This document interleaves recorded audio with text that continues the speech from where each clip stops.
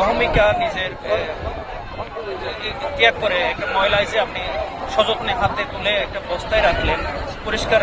এটা এখানে যারা আছে টুরিস্টরা যারা এই বিষয়টা দেখবে এবং যারা মিডিয়ার মাধ্যমে জানবে তাদের মধ্যে এটা একটা অনুপ্রেরণার জায়গা তৈরি করবে।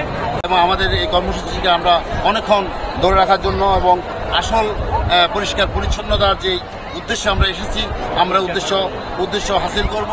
এবং এই জন্য আমরা যারা আমার সাথে এসেছেন নোয়াখালী থেকে বিভিন্ন সাংবাদিক বন্ধুরা যারা দীর্ঘদিন থেকে এই অনিয়ম দুর্নীতির বিরুদ্ধে বা বস্তুনিষ্ঠ সংবাদ পরিবেশন করেছেন, আজকে আমরা এখানে এসেছি আমাদের এই প্রোগ্রামটাকে সফল করার জন্য। বিশ্বের দীর্ঘতম সমুদ্র সৈকত কক্সবাজার সমুদ্র সৈকত যে পরিচ্ছন্নতা কার্যক্রম, আমরা নোয়াখালীর যে কয়জন সাংবাদিক আছি, আসলে এই কয়জন সাংবাদিকের দ্বারা একদিনে এই সৈকত কোনোভাবেই পরিষ্কার পরিচ্ছন্নতা করা সম্ভব নয়। তো আমরা আজকে যে উদ্যোগ, এটি হলো শুধুমাত্র আমাদের জনগণকে সচেতন করার লক্ষ্যে আমাদের আজকের এই উদ্যোগ।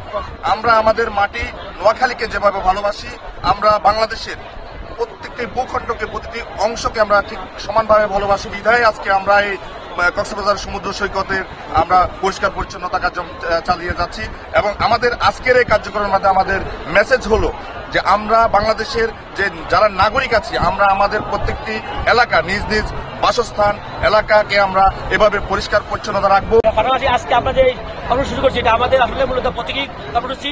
এর মধ্যে আমরা সারা বাংলাদেশে পলিথিন নিষিদ্ধ করছে, যে পলিথিন যেন পরিবেশ দূষণ না করে এবং পরিবেশ ক্ষতি করে, আমরা সেই পলিথিনকে বর্জন করবো। এবং জাপান এবং আমেরিকার মধ্যে আমরা ইউরোপের বিভিন্ন দেশগুলো দেখি নিজে উদ্যোক্ত হয়ে নিজেই সবকিছু নিজেদের আবর্জনাগুলো এবং গাছগুলো নিজের ছাড়া রাখে। আমরা বাংলাদেশের মানুষ সেই পরিবেশ রক্ষার জন্য আমাদের আগামী নতুন বাংলাদেশ করতে হলে, পশ্চিমের বাংলাদেশ করতে হলে সে প্রত্যাশা রাখবো।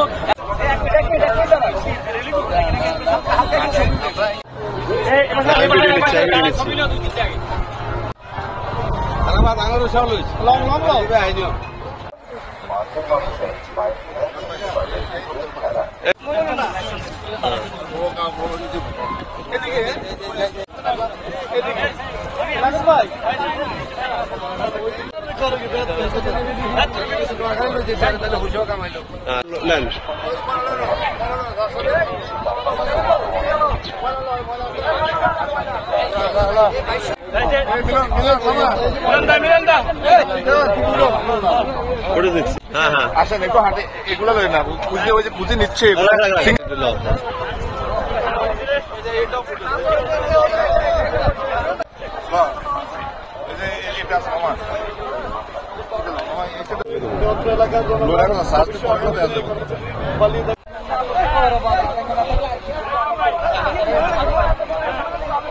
সাংবাদিক বৃন্দ।